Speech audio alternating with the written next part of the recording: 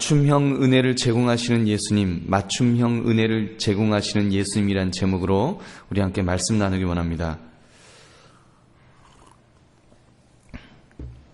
우리 교회는 대한예수교 장로회 합동측이라고 아주 보수적이고 그 전통적인 그 교단에 속한 교회입니다.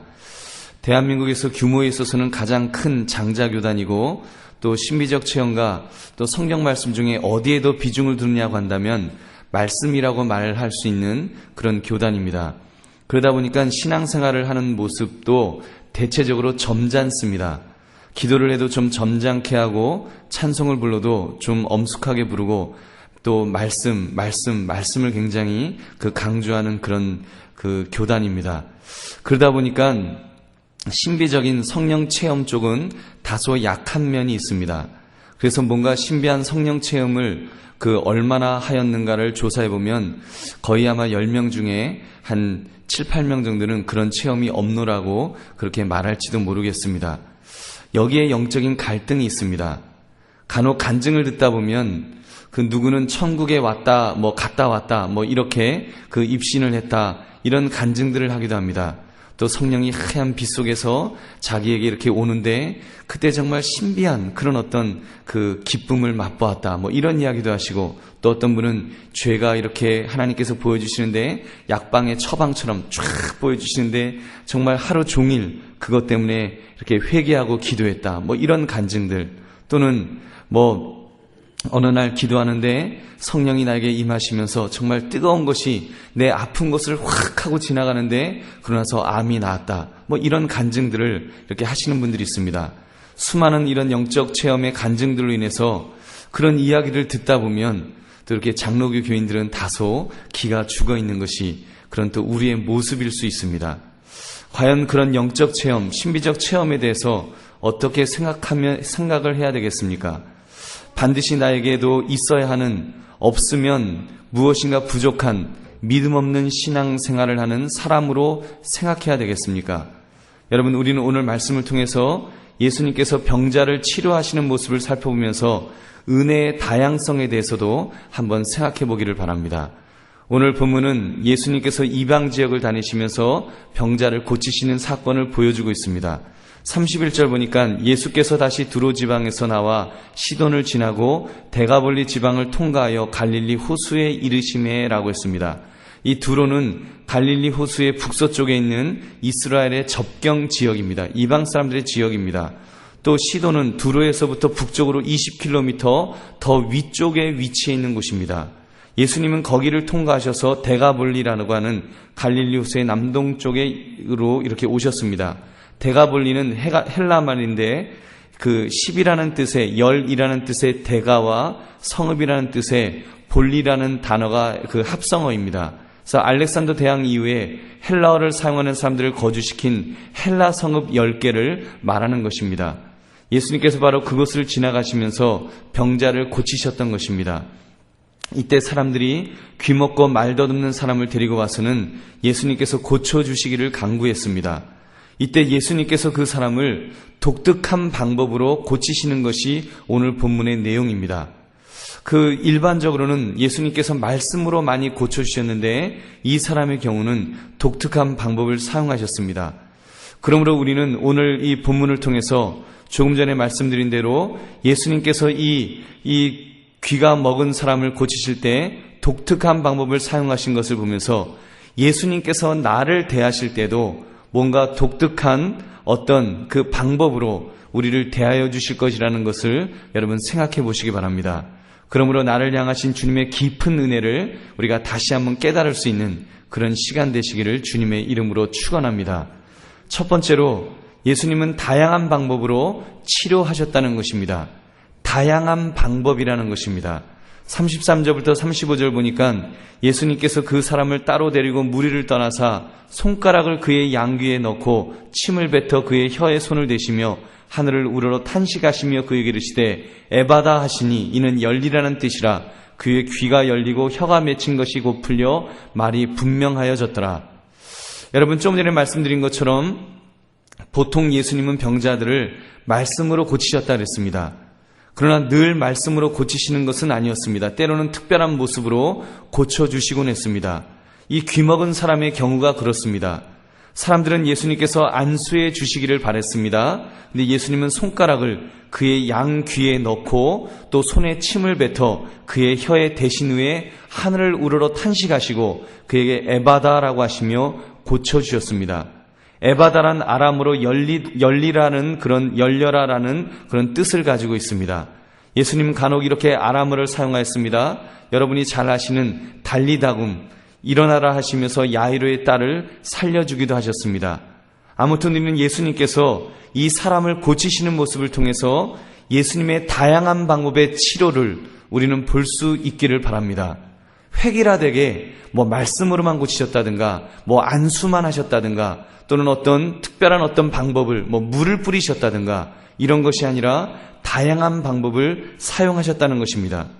여러분, 이렇게 그 다양한 모습으로 예수님께서 치료하시는 이 모습을 우리는 볼 수 있기를 바랍니다. 이 사람처럼 대중 앞에서 치료하지 않으시고 이 사람을 따로 한적한 곳에 데려가셔서 조용하게 치료하신 것을 볼 수 있습니다. 조금 후에 우리가 다루겠지만 예수님은 그 사람의 상태를 고려하셔서 필요하다고 판단하셨기 때문에 그런 복잡한 과정을 택하셨을 것입니다. 복음서를 보면 예수님께서 능력을 행하고 은혜를 베푸실 때 이렇게 다양한 방법을 사용하신 것을 볼 수 있습니다. 1장에 나오는 여러분 나환자, 요즘 그 한센병자라고 하는데 그 사람에게는 안수하셔서 고쳐주셨습니다. 그 더러운 사람, 그 진물 나고 그래서 다른 사람들은 건드리려고 하지 않는 그 사람에게 안수하셔서 머리인지 이마인지 하여튼 손을 얹으시고 그에게 안수하시면서 그 사람을 고치셨습니다. 아마도 그 고침을 통해서 그 사람의 그 사회로부터 격리되었던 외면당했던 그 사람의 내면의 상처까지도 치유되었을 줄로 믿습니다. 또한 2장에서는 그 중풍병자를 고치셨는데 병에 대해서는 언급하지 않으셨습니다. 예수님께서 그러셨습니다. 내 죄사함을 받았느니라. 엉뚱하게 내 죄사함을 받았느니라 하시면서 그 사람을 낫게 하시는 예수님의 모습을 우리는 볼 수 있습니다. 5장에 나오는 야이로의 딸은 손을 잡아 일으키시면서 달리다고 하심으로 낫게 하셨습니다. 그리고 여러분 잘 아시는 우리가 말씀을 나눴던 몇 주 전에 나눴던 수로보닉의 여인, 그 여인에게는 자녀의 떡을 취하여 개에게 던짐이 마땅치 아니하니라. 내가 이방 여인의 그런 부탁을 들어줄 것 같으냐면서 좀 이렇게 모멸감을 주심으로 공개적으로 무안하게 하심으로 이렇게 그녀의 딸을 낫게 하시는 모습을 우리는 보았습니다. 이렇게 예수님께서는 병자를 고치시는데 다양한 방법으로 은혜를 베푸셨다는 것입니다. 사랑하는 성도님들, 우리는 이 모습을 통해서 하나님께서 우리에게 주시는 은혜의 통로가 다양할 수 있다는 것을 여러분 생각해 보시기 바랍니다. 하나님께서 신앙의 색깔에 따라서 그 사람의 성격에 따라서 그 사람의 자라온 환경에 따라서 다양한 은혜를 주십니다. 어떤 분에게는 말씀을 통해 은혜를 주시고 어떤 분에게는 신비적인 체험을 통해서 은혜를 주시기도 합니다. 또 어떤 분에게는 말씀을 먼저 주시고 신비적 체험을 주시기도 하고 또 어떤 분은 신비적 체험을 먼저 주시고 그 다음에 말씀을 주시는 분도 있을 것입니다. 여러분 이렇게 다양하게 또는 갑작스럽게 은혜를 주시기도 하고 어떤 분에게는 은근하게 꾸준하게 오랜 세월을 두고 은혜를 주시는 분도 계십니다. 그렇게 은혜를 주시는 모습이 다양하다는 것을 우리는 반드시 인정해야 합니다. 여러분 그것이 인정이 안 되면 각자 소견에 오른 대로 자만에 빠지기도 하고 또는 열등감에 빠지기도 하고 또 나와 다른 것에 대해 무시하거나 심하게는 비난까지 하는 그런 우를 범할 수가 있다는 것입니다. 여러분 예를 들면 어떤 분이 기적적인 하나님의 은혜를 체험했다고 여러분 한번 해보십시오. 어느 날 환한 빛 속에서 주님이 나타나셔서 정말 자기가 이 땅에서는 느껴보지 못했던 그런 막 행복감을 그 기쁨을 느꼈습니다. 그 사람이 느낀 것입니다. 그래서 그 이야기를 하면서 내가 그런 신비적 체험을 하면서 방언이 터지고 거기다가 내가 이렇게 내 몸이 이렇게 영혼과 분리되는 것 같았는데 예수님께서 나를 끌고 천국까지 가셔서 보여주시고 어쩌고 그런 이야기를 막 했다고 해보십시오. 여러분 그런 이야기를 들으면서 여러분 어떤 마음이 드시겠습니까? 여러분 중에 혹시 그 이야기 나도 그 비슷한 거 했었어. 그러면서 나도 그런 간증이 있습니다. 이렇게 말씀하실 분도 있을 것입니다. 또 어떤 분들은 나 그런 거 나는 경험해보지 못했는데 하면서 그런 이야기를 굉장히 당황스럽게 이렇게 들으시는 분도 계실 것입니다. 여러분, 하여튼 우리가 이렇게 여러 가지 그런 간증들을 들으면서 여러분, 우리가 그런 것에 대해서 어떻게 반응하는지를 우리가 한번 살펴보기를 원합니다. 여러분은 어떻습니까? 그런 간증, 나도 해봤습니다. 이렇게 말하시겠습니까? 아니면 아직 나는 방언도 아니면 혹시 그런 간증을 하신 분 중에 이렇게 말씀하시는 분들이 혹시 계십니까? 아니, 나는 그런 체험을 했는데, 나는 그런 신비적인 체험을 했는데, 아니, 당신은, 권사님이 되셔서 방언도 못해요? 장로님이 되셔서 방언도 못해요? 하면서 다른 사람의 어떤 영적인 그런 것에 대해서 이렇게 지적하고 비난하고, 그런 영적 그런 교만이나 영적 오만에 혹시 빠져 있는 분이 혹시 계십니까? 아니면 이런 분도 있습니다. 또는 어떤 분은 그런 간증을 들으면서 하나님, 왜 나에게는 그런 신비적인 체험을 주시지 않는 것입니까? 하나님, 도대체 나를 버리셨습니까? 나를 사랑하지 않으십니까? 저 사람만 사랑하시고 나는 안 사랑하십니까? 아니면 나는 믿음이 없습니까? 하나님, 나에게도 좀 믿음을 주세요. 그래서 그런 신비한 체험을 좀 하게 해달라고 여러분, 그렇게 하나님 앞에 기도하시는 것까지는 좋은데 그것 때문에 영적인 열등감에 빠져 있진 않으십니까? 그래서 맨날 나는 믿음이 없어요. 나는 신비적 체험도 아직 체험하지 못했어요. 하면서 열등감에 혹시 빠져 있다면 여러분, 그것은 어떻게 생각하십니까? 또는 반면에 자존심이 세신 분들은 자신이 그런 체험을 하지 못했기 때문에 그 자체를 무시하려고 하기도 합니다. 기적 자체에만 집착하는 신앙이다. 너무 신비주의에 빠져 있다. 그거 뭐 그렇게 하냐. 계시는 종결되었다 그러는데 그런 기적이 지금 이 세상에 뭐 필요하냐. 다 예수 믿고 이제 그런 세상인데 그거 신비주의에 빠진 잘못된 거다. 광신주의다. 하면서 그렇게 비난하는, 성령의 신비한 역사 자체를 무시하는 그런 모습은 혹시 없습니까? 여러분, 그 대표적인 예가 방언에 대한 논쟁입니다. 아마 방언 이야기를 잘못하면 아마 교회가 두 패로 나누어지는, 그렇게 될 수도 있는 것이 방언입니다. 여러분, 그러나 보면 방언을 많은 사람들이 합니다. 더 많은 사람들이 방언을 하지 않습니다. 또는 못합니다. 근데 이 방언으로 인해서 교인들의 마음이 나뉘어질 수 있습니다. 어떤 분들은 방언은 천상의 언어이다. 얼마나 황홀하고 좋은지 모른다. 그러니까 모두 다 방언을 하는 것이 좋다라고 그렇게 말씀합니다. 그래서 심지어는 어떤 분은 간증을 하는데 자기는 사익감을 고를 때 방언하는 사람을 고르겠다. 그러는 것입니다. 그래서 왜 그러냐? 그러니까 그래도 방언을 하면 구원받은 사람이라는 확증, 그 분명한 증표로 방언하고 있으면 구원받았다는 건 분명한 것 아니냐. 그러니까 나는 방언하는 사람을 사위로 구해서 나는 그 구원받은 사람, 그 사람을 하겠다. 이렇게 말씀이 이렇게 참 좋은 것 같죠? 근데 은근히 그러면서 방언 못하는 사람 기죽이는 그런 간증도 있습니다. 여러분, 또 어떤 분들은 방언은 무슨 방언, 그는 사도행전에 일어났던 일시적 현상이다. 지금 사람들이 하는 방언은 모두 가짜다. 이렇게 말씀하시는 분들도 있습니다. 그래서 옥성호 집사님이라고 사랑의 교회 옥하는 목사님의 아드님이 방언 정말 하늘의 언어인가라는 제목으로 그 책을 썼습니다. 지금 베스트셀러로 팔리고 있는데 오늘날 성도들이 하고 있는 방언이 성경적이지 않다. 그렇게 그 글을 썼습니다. 사랑하는 성도님들, 여러분, 우리가 예수 그리스도께서 우리에게 은혜를 베푸실 때 여러분, 다양한 방법으로 은혜 베푸심을 이해하게 된다면 그런 쓸데없는 논쟁에 휘말리지 않게 될 줄로 믿습니다. 여러분, 은사도 그렇지 않습니까?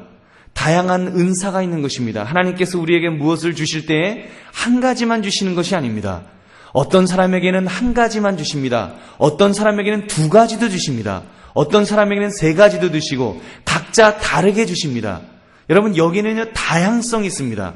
꼭 하나만 받는 거다도 아니고 또 한 개씩 똑같은 것만 받는다는 것도 아니고 또 이렇게 각자 다른 것 받는다는 것도 아니고 이것저것 섞여서 정말로 다양한 방법으로 하나님께서는 우리에게 은사를 주십니다.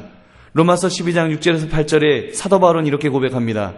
우리에게 주신 은혜대로 받은 은사가 각각 다르니 혹 예언이면 믿음의 분수대로, 혹 섬기는 일이면 섬기는 일로, 혹 가르치는 자면 가르치는 일로, 혹 위로하는 자면 위로하는 일로, 구제하는 자는 성실함으로, 다스리는 자는 부지런함으로, 긍휼을 베푸는 자는 즐거움으로 할 것이니라.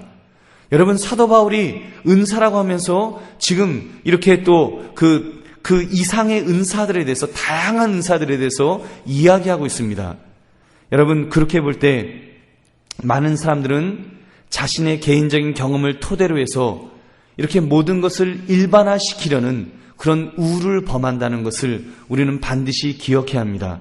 그래서 신비적 체험을 하신 분들은 나름대로 자기의 경험을 자꾸 일반화시키려고 합니다. 그래서 다른 사람에게 강요하거나 다른 사람에게 열등감 또는 위화감을 주기도 합니다. 그래서 방언을 강조하는 교회를 가면 또는 기도원을 가면 뭐라고 얘기합니까? 아니, 아직까지 방언도 못 받았어? 우리 기도원은 개도 방언한다. 그러면서 뭐 개도 방언하는데, 아니 어떻게 신앙생활 한지 몇십 년 됐다 하면서 방언도 못 받았냐고 막 그럽니다. 기죽입니다. 여러분, 그런 것은 하나님의 다양성 속에서 좀 벗어난 이야기입니다. 또는 우리 교회는 방언하지 않는 교회야. 아니 어떻게 우리 교회 갖고 방언해? 시끄러워, 입 다물어, 방언하지 마. 여러분, 이것도 잘못된 것입니다. 여러분, 성령의 역사는 다양한 것입니다. 성령님은 그 사람에게 맞는 은사를 주시는 것입니다. 여러분, 우리가 그것을 이해해야 합니다. 그리고 그 다양성을 가지고 우리는 포용할 수 있어야 되는 줄로 믿습니다. 그래서 여러분, 우리가 그런 신비적 체험을 하신 분들은 나름대로 그 자기의 경험을 가지고 그것을 마치 일반화시켜서 다른 사람들에게 강요하거나 그래서는 안 됩니다. 여러분, 반면에 또 그런 체험이 없는 분들은 나름대로 자기가 받은 은혜의 방법을 토대로 하여 다른 것을 비난하기도 하고 또 자기 것만을 주장해서 안 됩니다. 말씀이 최고다. 물론 말씀이 최고지만 말씀만을 강조할 수 없습니다. 성령님께서 다양하게 그 사람에게 은혜 주시는 방편들이 있더라는 것입니다. 사랑하는 성도님들, 오늘 예수님께서 병자를 고치시는 모습을 통해 한 가지 사실을 분명히 깨닫기를 바랍니다. 하나님은 다양한 방법으로 병자들을 치료하셨다는 사실입니다. 그리고 그 다양한 방법으로 나를 인도하시고 다른 사람을 인도하신다는 사실 앞에 그 다양성을 인정하면서 나와 다른 사람을 인정할 수 있는 저와 여러분 되시기를 주님의 이름으로 축원합니다. 두 번째는 가장 적절한 방법으로 치료하시는 예수님이십니다.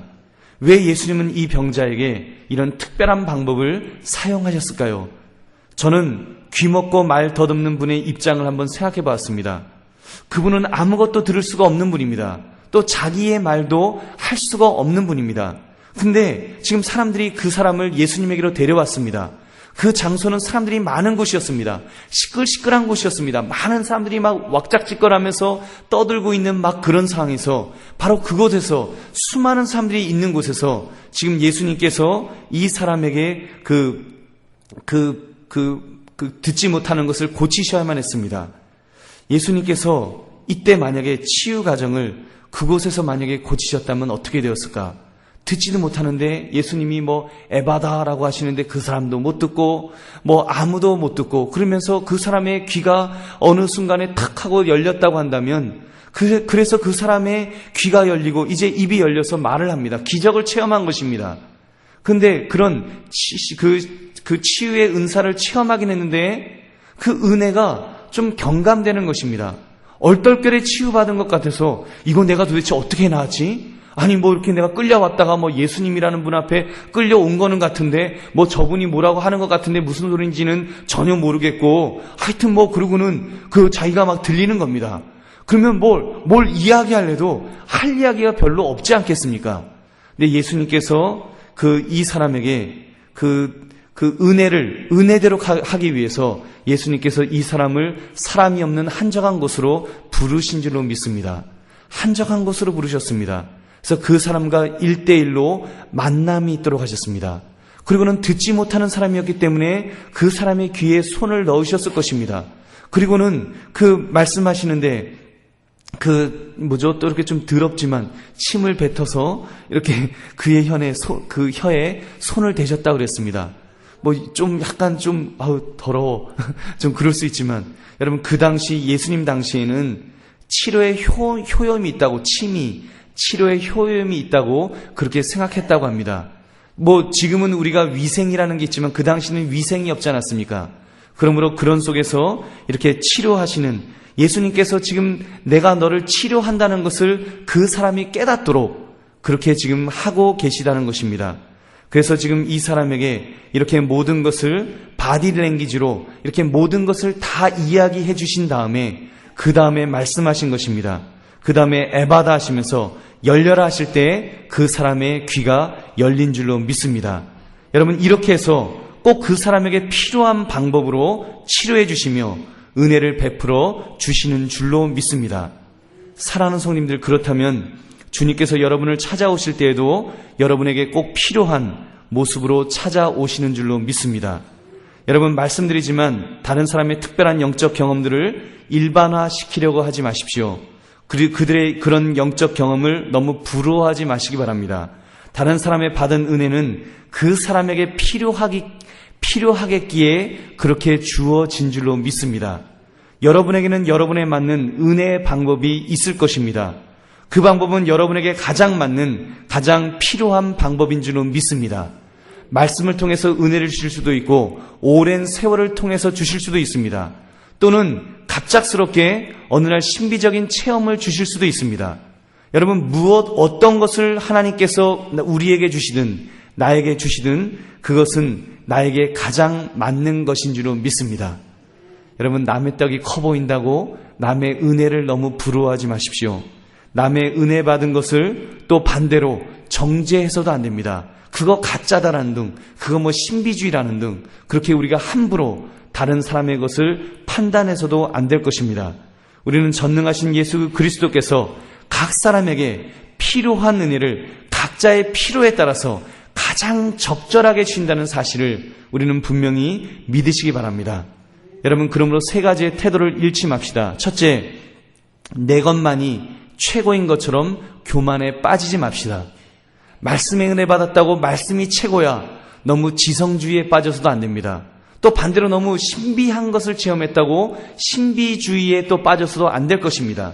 각자 내 것만이 최고인 것으로 교만에 빠진다면 그것은 잘못입니다. 둘째, 내 것이 아무것도 아니고 남의 것만을 부러워하는 영적 열등감에 빠져서도 안 될 것입니다. 남의 것만 부러워하지 마십시오. 하나님이 나에게 필요하겠기에 적절한 것을 주신 줄로 믿습니다. 여러분, 방언도 그렇습니다.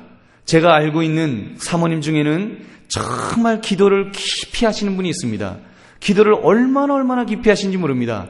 한번 앉으면 그 밤에 기도를 시작하면 아침이 되도록 7, 8시간을 그냥 맨정신으로 기도하십니다.